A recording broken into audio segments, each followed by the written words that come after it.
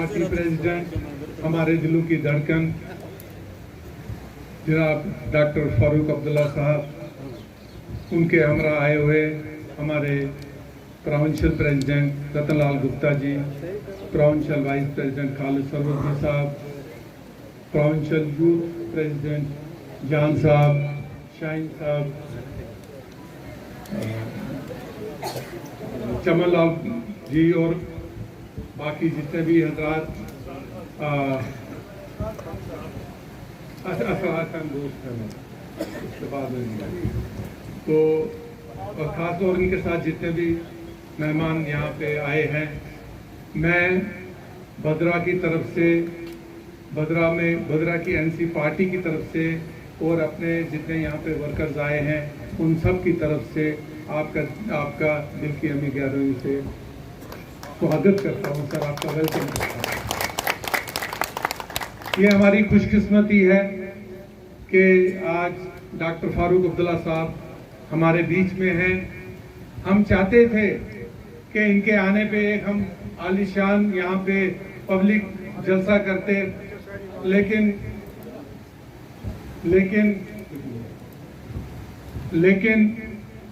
इनका हुक्म था कि मैं सिर्फ पार्टी के जो वर्कर्स हैं इस दफ़ा उनके साथ मिलूंगा और आगे आने वाले वक्त में, क्योंकि अब इलेक्शन टाइम है, तो उसके दौरान ये फिर यहाँ पे तशरीफ फरमा होंगे और हम एक यहाँ पे शानदार जलसा जो है पब्लिक का वो करेंगे। और मुझे उम्मीद है कि इस चीज़ का मौका इलेक्शन तक हमें उमर साहब और फारूक साहब बार बार देंगे। जनाबे वाला, मैं बार बार वही, हम जब भी कभी हमारे लीडर आते हैं तो हम भद्रा का जो रोना धोना होता है वही हम बोलते रहते हैं, लेकिन क्या करें सर, हम तो इतने परेशान हैं भद्रा के लोग, हम सियासी तौर पे इतने पसमानदा हो चुके हैं, हम सियासी तौर पे इतने पीछे पिछड़ चुके हैं कि वो कहते हैं ना सर कि वो साउथ पोल में 6 महीने के वो अंधेरा होता है, 6 महीने का दिन होता है, तो वो वैसे ही हमारा ये साउथ पोल या पॉलिटिक्स में हम साउथ पोल में आ गए हैं भद्रा वाले, जहाँ पे के वो दिन निकलना है तो कोई हमें वो 6 महीने से हम रात ही रात देख रहे हैं, पिछले 30-35 साल से हम रात ही रात देख रहे हैं, दिन हमारा कहीं आ नहीं रहा है। लेकिन इस दफा हमें उम्मीद है कि जनाब आपका हाथ रहेगा, उमर साहब का हाथ रहेगा, तो इस दफा इंशाल्लाह ऐसा दिन चढ़ेगा भद्रा में कि 6 महीने अब साउथ पोल में अब 6 महीने सूरज ही रहेगा।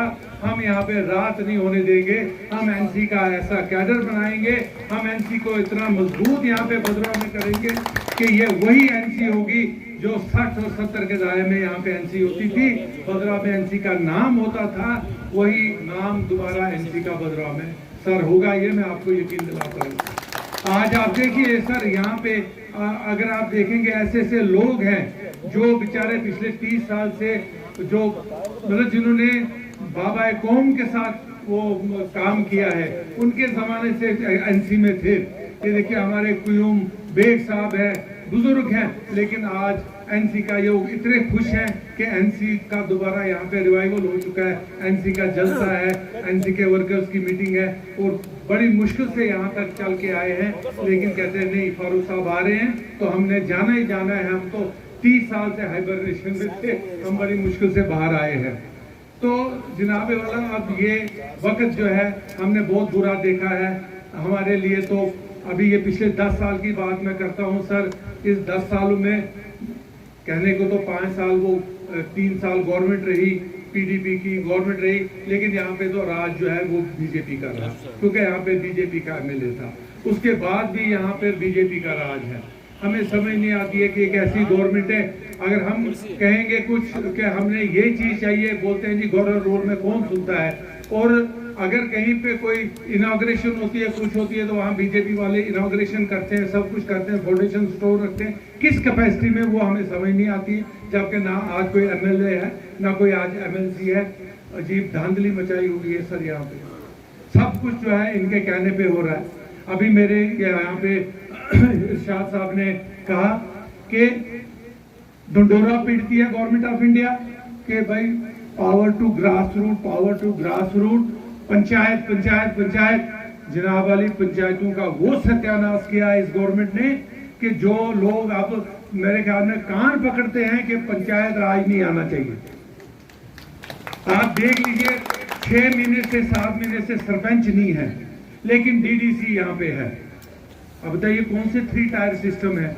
2 टायर ही नहीं है, 1 टायर वाला कौन सा सर? ये कौन सी गाड़ी होती है जिसमें 1 ही टायर हो? हाँ, वो 1 टायर वाली गाड़ी जो है इस वक्त चल रही है।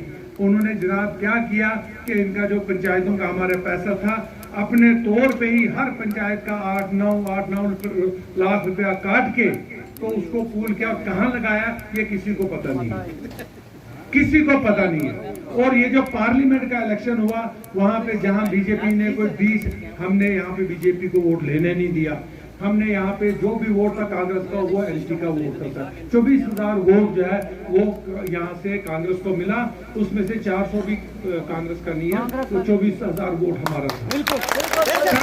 जहाँ पे 20 या 30 वोट लिए हैं बीजेपी ने, सारा पैसा जो है पंचायत का वो उन वार्डों में लग रहा है जहाँ 20 और 30 वोट लिए हैं, और जहाँ पे 400 वोट है एक वार्ड में, वहां कोई पैसा नहीं लग रहा है। इतनी धांधली मचाई है इस ये जो पंचायत के पैसे की। हमें समझ नहीं आती है कि कौन सा पंचायत राज गवर्नमेंट ऑफ इंडिया बात करती है, कौन सा पंचायत राज। सर मैं थोड़ा सा आपको बताऊंगा, ये सिर्फ ये जो डंडोरा पीटते हैं हर बात पे कि हमने जम्मू कश्मीर में ये किया, हमने जम्मू कश्मीर में वो तरक्की की, वो जो नहर वो जो है वो चला दी है, ये चला दिया है। अभी सर रिसेंटली वो फोरम फॉर ह्यूमन राइट्स उसकी लेटेस्ट रिपोर्ट आई है। उस रिपोर्ट के मुताबिक 2019 में जो हमारा नेट जीडीपी था वो 13 था, और आज की डेट में वो 8 पहुंच गया, यानी 5% डिप हुआ है 5 साल में इस लेफ्टिनेंट गवर्नर के रूल में। अनएम्प्लॉयमेंट जो है वो नेशनल लेवल पे 6% है, हमारे जेएंडके में 10% है। कर्ज के मैं बात करूंगा सर, जो कर्ज है स्टेट गवर्नमेंट पे 70 साल में जब हमारी गवर्नमेंट रही, एनसी की रही, बाकी गवर्नमेंट रही, 2014 तक 40,000 करोड़ का कर्ज जो है वो जम्मू कश्मीर पे था, जो 10 साल में बढ़कर 1.12 लाख करोड़ हो गया है। यानी कि समझिए आप कि 3 गुना जो है 10 साल में 3 गुना जो है ये बढ़ गया है कर्ज जेएंडके के। जेएंडके वालों को तो कुछ नहीं मिल रहा है, और कर्ज हमारे पे जो है 3 गुना चढ़ गया। अब हमें समझ नहीं आती है कि कौन सी तरक्की हो रही है, कि कौन सी त्रटी हो रही है गवर्नमेंट ऑफ इंडिया की तरफ से, ये हमारी समझ से बाहर है। लेकिन सर लोग समझते हैं, लोग आज जो जोग एनसी की तरफ आ रहे हैं उसकी वजह है कि लोग जानते हैं कि जब जम्मू कश्मीर पे मुसीबत आई तो उससे बाहर एनसी ने लोगों को, इस स्टेट को उस मुसीबत से बाहर निकाला है।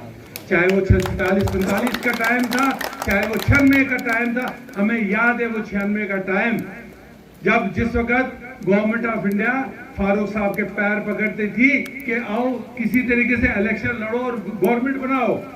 लोग डर के भागते थे, इलेक्शन के नाम से ऐसे भागते थे जैसे पता नहीं क्या बात है। और उस वक्त भी फारूक साहब ने मैदान में आके इलेक्शन लड़ा, वरना गवर्नमेंट ऑफ इंडिया की जरूरत नहीं थी कि इलेक्शन उस वक्त भी कराते। और उस वक्त भी उस क्राइसिस से फारूक साहब ने, इस एनसी ने इस स्टेट को निकाला, और आज फिर एक क्राइसिस में स्टेट है।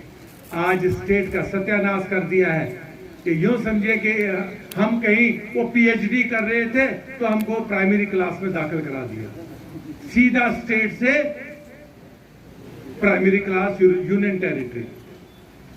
इतना मतलब क्या, ये मैं समझता हूँ अगर उनको कोई चीज ठीक करनी थी तो ठीक करते, लेकिन उन्होंने कोई चीज ठीक नहीं की, उन्होंने वेंजेंस दिखाई। ऐसा लगा कि जम्मू कश्मीर के लोगों के खिलाफ उनमें एक मतलब गुस्सा है, एक उनके खिलाफ है, पता नहीं क्या बात है कि इनको दबाना है, इनको जमीन में गाड़ना है। उस इरादे के साथ जब गवर्नमेंट ऑफ इंडिया ने हर एक चीज जो है जेएंडके में की, और आज ये वक्त पहुंचा है कि कर्ज तो 3 गुना बढ़ गया है, और लोगों के पास खाने को नहीं, लोगों के पास पहनने को नहीं, लोगों के पास स्कूल में बच्चों को फीस देने के लिए नहीं। रोज हम देखते हैं कि प्राइवेट स्कूलों में पेरेंट्स जो हैं बच्चों का, वो बच्चों को वो कहते हैं, एडमिनिस्ट्रेशन के पास जाते हैं, जनाब नहीं है पैसे क्या करें, लेकिन बच्चों को मत निकालो, प्राइवेट स्कूल वालों को बोलो बच्चों को मत निकालो। हालांकि प्राइवेट स्कूलों में एफिलिएट क्लास के बच्चे पढ़ते हैं, अमीर बच्चे पढ़ते हैं, लेकिन सब इस वक्त एक ही मतलब प्लेटफॉर्म पे है।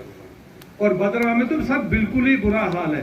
भद्रवाह में तो ये, जैसे सर हमारे साथियों ने पहले कहा कि जो एनसी के जमाने के लोग लगे हैं, एनसी के जमाने के ही डेली वेजर लगे हैं, एनसी के जमाने के ही वो लोग जो रेगुलर एम्प्लॉयमेंट जिनको थी वो लगे हैं।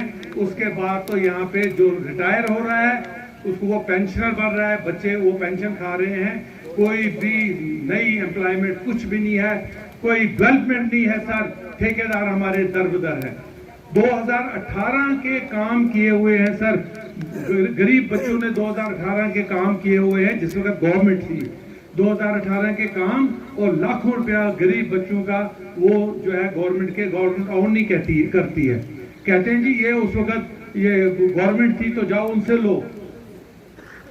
और बच्चे बेचारे जो हैं, कोई घोड़े वाले हैं, कोई पता नहीं क्या, मतलब बिल्कुल जो गरीब मजदूर तबका है उनके लाखों रुपया जो है उनका फंसा हुआ है गवर्नमेंट के पास। इतना नाजायज हो रहा है इस वक्त लोगों के साथ, लेकिन लोग करें क्या? अगर बात करेंगे तो शाम को आगे इनको पता नहीं कहां का कहां पहुंचा देंगे। बात भी नहीं कोई कर सकता है। यहाँ तो टीचर अगर बच्चे को कोई क्लास में जोर से बोलेगा तो उसमें भी PSA लग जाता है, उसको भी उठा के ले जाते हैं, फिर बेल भी नहीं होने देते हैं। लेकिन इन हालात का तो एक ही हल है। मैं आप सब लोगों को बताना चाहता हूं कि इन हालात का एक ही हल है और वो है हल। अगर आप दोबारा वो ग्लोरी चाहते हो, अगर आप दोबारा से स्टेट को उस जगह देखना चाहते हो जहां पर के बाहर वाले भी, हिंदुस्तान की बात ही नहीं, बाहर वाले मुल्क भी रश करते थे कि भाई J&K में क्या, देखो J&K क्या स्टेट है, वो रश करते थे। वो तभी बोलते थे जब यहाँ पे गवर्नमेंट काम करती थी, वो तभी बोलते थे जब यहाँ लोगों के काम होते थे, डेवलपमेंट होती थी, ऐसे हवा में नहीं होता था। और आज गवर्नमेंट करोड़ों रुपया, कई 100 करोड़ रुपया जो है वो टीवी पे खर्च रही है, सोशल मीडिया पे खर्च रही है, हमने ये किया वो किया। लेकिन क्या आप में से कोई एक आदमी भी ये बात दिल से मानने को तैयार है कि यहाँ पे कुछ हो रहा है? कोई हो रहा है यहाँ पे? क्या यहाँ पे 10 पैसे का भी काम ठेकेदारों के पास है? अंधेर नगरी मचाई हुई है। यहाँ पे थनाला में जो सबसे आखिरी गांव है हमारा, वहां 5 लाख का काम निकलता है, टेंडर पड़ता है, जम्मू वाला टेंडर लेता है, लेकिन वो आता कभी नहीं है। फिर वो देता यहाँ के आदमी को, अपने 10% कमीशन काटता है। मिडल मैन का इतना रवाज हो गया है, 10% कमीशन काटता है और वहीं के आदमी से काम करवाता है। और जम्मू के लोग या किसी और जगह के, मैं तो मिसाल दे रहा हूँ जम्मू की, लेकिन मिडल मैन का इतना रवाज हो गया है कि जो यहाँ के लोग हैं वो बेचारे देखते रहते हैं कब टेंडर निकलेगा किसी पठानकोट वाले का, कब टेंडर निकलेगा किसी अमृतसर वाले का, तो फिर वो उसको अप्रोच करेंगे, बोलेंगे भैया हम काम करके देंगे, हमें इसमें से काम दो। ये हालात हैं इस वक्त। बिल्कुल कोई काम नहीं, कोई डेवलपमेंट नहीं, कोई कुछ नहीं, सिर्फ डंडोरा पीटा जा रहा है। तो हमें तो अब इस अंधेरे में, इसमें रोशनी की एक ही किरण है, वो है जनाब डॉक्टर फारूक साहब, वो है उमर साहब, और वो